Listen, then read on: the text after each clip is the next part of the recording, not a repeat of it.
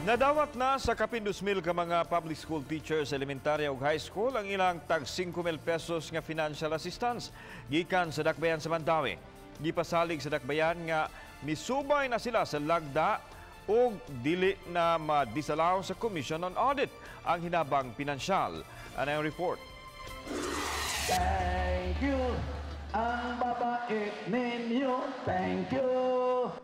Gidaygunan sa mga magtutudlo ang mga opisyal sa dakbayan sa Mandaue, pipila ka minutos nga dawato na nila ang tag 5,000 pesos nga financial assistance.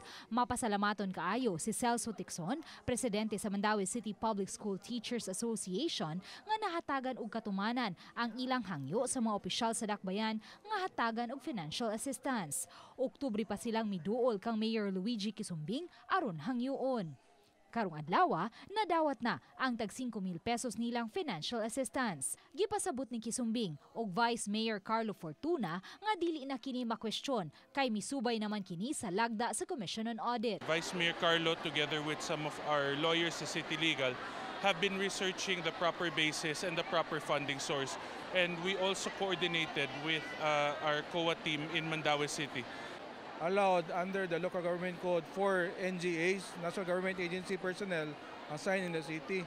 Niya naman gibutan nga nga teachers man sila. So category, so allowed din na sila.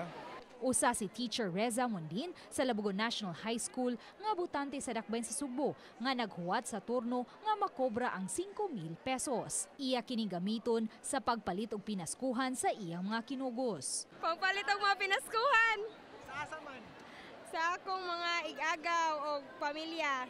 Gipasabot ni Attorney Regal Oliva, Mandaue City Treasurer, nga 5,000 pesos lang ang ilang mahatag sa mga magtutudlo o non-teaching personnel. Hinuon, gipasalig sa mga opisyal sa dakbayan nga 10,000 pesos na ang madawat sa mga magtutudlo tukma gayud sa gilatid sa ordinansa. Mukapin sa 11 milyones pesos ang gigahin alang sa tag 5,000 pesos nga financial assistance sa mga public teachers sa elementary ug high school.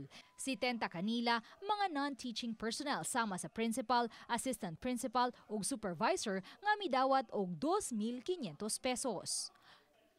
Luad Merondina, Balitang Bisdak.